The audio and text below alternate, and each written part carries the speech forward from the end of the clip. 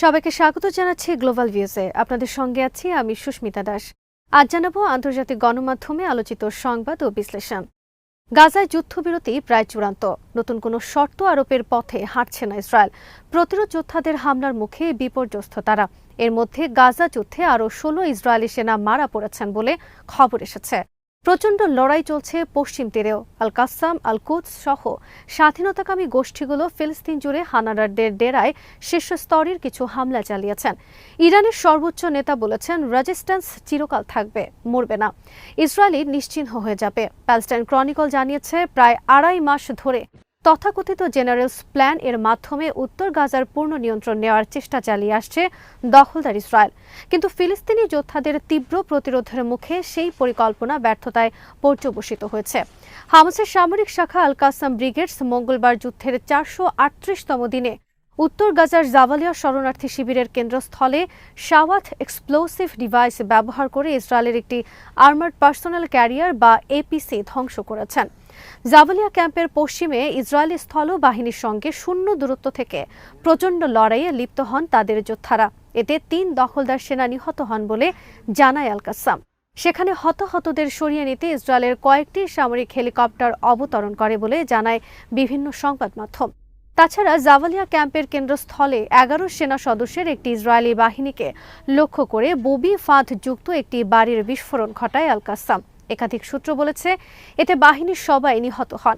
এদিকে ইসলামিক জিহাদ আন্দোলনের সামরিক শাখা আল কুদস ব্রিগেডস নিজানিম অক্ষের আবু আরিবান সাইটে ইসরায়েলের একটি কমান্ড অ্যান্ড কন্ট্রোল সেন্টারে বিপুল সংখ্যক মর্টার শেল নিক্ষেপ করে। দক্ষিণ গাজার রাফা শহরের আল আত্তার মসজিদের চারপাশে অবস্থান নেওয়া ইসরায়েলি সেনাদল এবং তাদের গাড়িগুলোকে লক্ষ্য করেও বেশ কিছু ৬০mm মর্টার শেল নিক্ষেপ করা হয়। ইসরায়েলি সেনাবাহিনীর এক মুখপাত্র মঙ্গলবার প্রথমবারের মতো দক্ষিণ গাজার যুদ্ধে এক সেনা কর্মকর্তা ও এক সৈনিক নিহত এবং অন্য ২ সেনা সদস্য আহত হন বলে স্বীকার করেছে। নিহতদের মধ্যে একজন রিজার্ভ ফোর্সের ৩৫ বছর বয়সী মেজর মোশিকো ম্যাক্সিম রোজেনওয়াল্ড। তিনি নাহাল ব্রিগেডের একটি ইঞ্জিনিয়ারিং ব্যাটালিয়নে কোম্পানি কমান্ডার হিসেবে কর্মরত ছিলেন। অপরজন সৈনিক, তবে তার নাম পরিচয় প্রকাশ করা হয়নি। ইসরায়েলি আর্মি রেডিও জানায়, সাবুরা ক্যাম্পে ৯৩১তম ব্যাটালিয়ন মিশন পরিচালনার সময় একটি ভবন ধসে পড়লে হতাহতের এই ঘটনা ঘটে।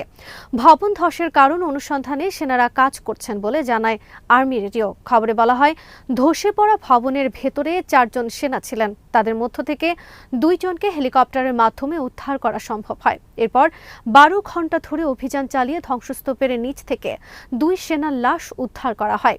ইসরায়েলের স্বীকারোক্তি অনুযায়ী এই ২ সেনার প্রাণহানির মধ্য দিয়ে গত বছরের ৭ অক্টোবর থেকে তাদের নিহত সেনার মোট সংখ্যা ৮১৭ জনে পৌঁছালো।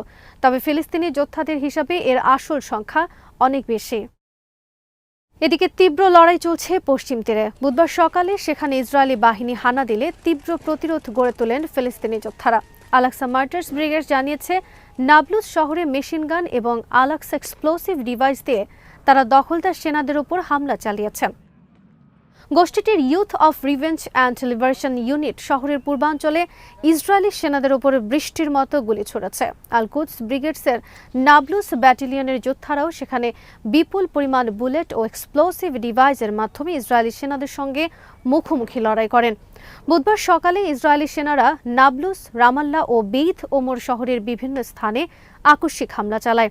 তাদের প্রতিরোধে সমন্বিতভাবে মাঠে নামেন স্বাধীনতাকামী গ্রুপগুলো। রয়টার্স জানিয়েছে, কয়েকদিনের মধ্যে গাজায় একটি যুদ্ধবিরতি চুক্তি চূড়ান্ত হতে যাচ্ছে। হামাসও নিশ্চিত করেছে যুদ্ধবিরতি ও বন্দি বিনিময় চুক্তি চূড়ান্ত হওয়ার পথে। জানা গেছে, অগ্রগতি বাধাগ্রস্ত হতে পারে এমন কোনো শর্ত আরোপ করছে না ইসরায়েল। মঙ্গলবার হামাসের এক বিবৃতিতে বলা হয়, আমাদের কাতারি ও মিশরীয় ভাইদের পৃষ্ঠপোষকতায় আজ দোহায় আন্তরিক পরিবেশে ইতিবাচক আলোচনা হয়েছে। নতুন কোনো শর্ত আরোপ করা না হলে চুক্তি শিগগির হয়ে যাবে। আল মায়াদিনের ফিলিস্তিন ব্যুরো চিফ জানিয়েছেন, জরুরি আমন্ত্রণে মিশর গেছেন ফিলিস্তিনি প্রেসিডেন্ট মাহমুদ আব্বাস।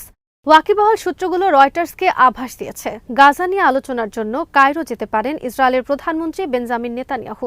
অবশ্য এই তথ্য অস্বীকার করেছেন নেতানিয়াহুর মুখপাত্র। বিবিসি জানিয়েছে, দীর্ঘদিনের অচলাবস্থার পর গাজার যুদ্ধবিরতি আলোচনায় উল্লেখযোগ্য অগ্রগতি হয়েছে। মঙ্গলবার ফিলিস্তিনের এক শীর্ষ আলোচক বিবিসিকে জানিয়েছেন, আলোচনা এখন চূড়ান্ত পর্যায়ে। এই ইস্যুতে ইসরায়েলের একটি প্রতিনিধি দল বর্তমানে দোহায় অবস্থান করছে বলে জানায় সংবাদ মাধ্যমটি। খবরে বলা হয়, ওই ফিলিস্তিনি কর্মকর্তা ৩ ধাপের একটি পরিকল্পনার কথা জানান। প্রথম ধাপে ৪৫ দিনের মধ্যে বন্দী বেসামরিক নাগরিক এবং নারী সেনাদের মুক্তি দেওয়া হবে। এ সময় ইসরায়েলি বাহিনীর শহরগুলোর কেন্দ্রস্থল, উপকূলীয় সড়ক ও মিশর সীমান্তবর্তী কৌশলগত ফিলাডেলফি করিডোর থেকে সরে যাবে। এই ধাপে বাস্তুচ্যুত গাজাবাসীদের উত্তরাঞ্চলে ফিরে যাওয়ার ব্যবস্থা থাকবে।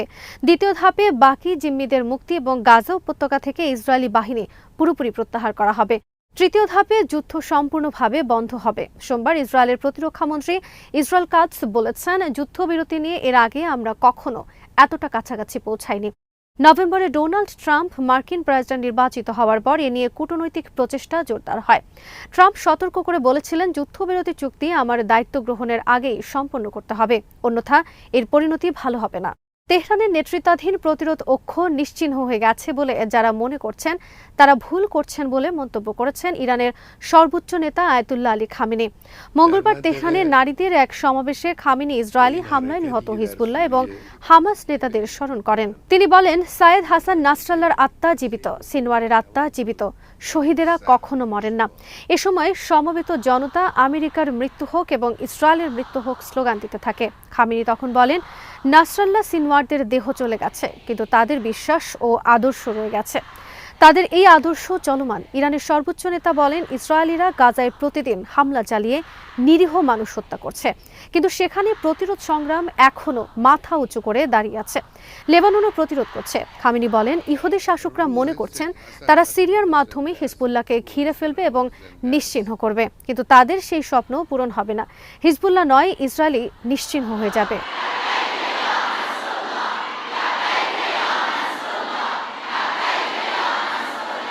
شهادت اینها رو از عرصه وجود بیرون نبرد، جسم اینها رفت।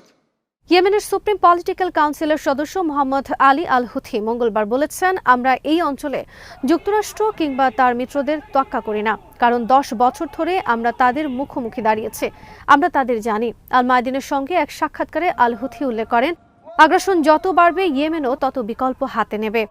তিনি নিশ্চিত করে যুক্তরাষ্ট্রকে মোকাবিলায় ইয়েমেনের প্রতিরক্ষা মন্ত্রণালয় নতুন পরিকল্পনা চূড়ান্ত করেছে। তাদের সাহসী বাহিনী কোনো অপতৎপরতাকে ভয় পায় না বলে জোর দিয়ে বলেন আল হুথি। ইয়েমেনি সশস্ত্র বাহিনীর হামলার পরিধি তুলে ধরে তিনি বলেন, আমরা এরই মধ্যে ভূমধ্য সাগর, ভারত মহাসাগর, আরব সাগর, লোহিত সাগর এবং ইসরায়েলের তেল আবিব সহ অন্য এলাকাগুলোতে পৌঁছে গেছে। তার সাফ বক্তব্য, যতদিন আমাদের জনগণের ওপর বোমা পড়বে, যতদিন গাজার জনগণের ওপর ইসরায়েল গণহত্যা চালাবে, ততদিন আমরা কোনো বাধা প্রতিবন্ধকতার তোয়াক্কা করব না।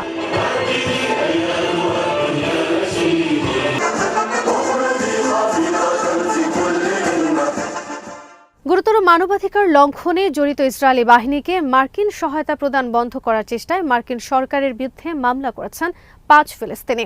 আল জাজিরা জানিয়েছে, গাজা অধিকৃত পশ্চিম তীর ও যুক্তরাষ্ট্রে বসবাসরত 5 ফিলিস্তিনি মঙ্গলবার লেহি আইনের আওতায় এই মামলা করার ঘোষণা দেন। মামলায় 2023 সালের 7 অক্টোবর শুরু হওয়া গাজা যুদ্ধে ইসরায়েলি বাহিনীকে সহায়তা দেওয়ার ক্ষেত্রে মার্কিন পররাষ্ট্র দপ্তর ওই আইন বাস্তবায়নে ব্যর্থ হয়েছে বলে অভিযোগ করা হয়। মামলার প্রধান বাদী আমাল গাজা একজন শিক্ষক। যুদ্ধ শুরু হওয়ার পর থেকে 7 বার তিনি বাস্তুচ্যুত হয়েছেন। ইসরায়েলি হামলায় তার পরিবারের 20 জন নিহত হয়েছেন।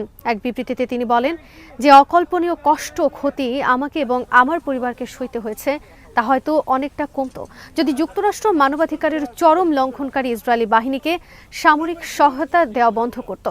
লেহি আইন যুক্তরাষ্ট্রের একটি ফেডারেল আইন, যেখানে বলা হয়েছে, বিদেশি কোনো বাহিনীর বিরুদ্ধে যদি গুরুতর মানবাধিকার লঙ্ঘনের বিশ্বাসযোগ্য তথ্য উপাত্ত থাকে, তাহলে যুক্তরাষ্ট্র সরকার সেসব বাহিনীকে কোনো ধরনের সহায়তা দিতে পারবে না।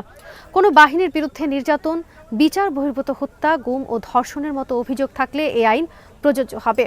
5 ফিলিস্তিনিকে এই মামলার পরিচালনার ক্ষেত্রে আইনি সহায়তা দিচ্ছে অলাভজনক সংস্থা ডন, যারা আরব বিশ্বে গণতন্ত্র ও মানবাধিকারের জন্য প্রচার চালিয়ে আসছে।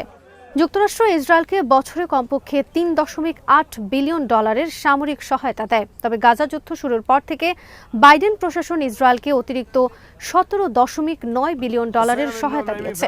এই সহায়তা পেয়ে গাজাবাসীর ওপর নির্বিচার হামলা চালাচ্ছে ইসরায়েলি বাহিনী। 14 মাসেরও বেশি সময় ধরে চলা হামলায় এ পর্যন্ত নিহত হয়েছেন 45,059 ফিলিস্তিনি, যাদের 70% শিশু ও নারী। আজ এখানেই শেষ করছে। সবাই ভালো থাকুন, সুস্থ থাকুন আর দেখতে থাকুন বিডি ভিউজ। চ্যানেলটি ভালো লাগলে সাবস্ক্রাইব করুন, সংযুক্ত থাকুন আমাদের ফেসবুক পেজে।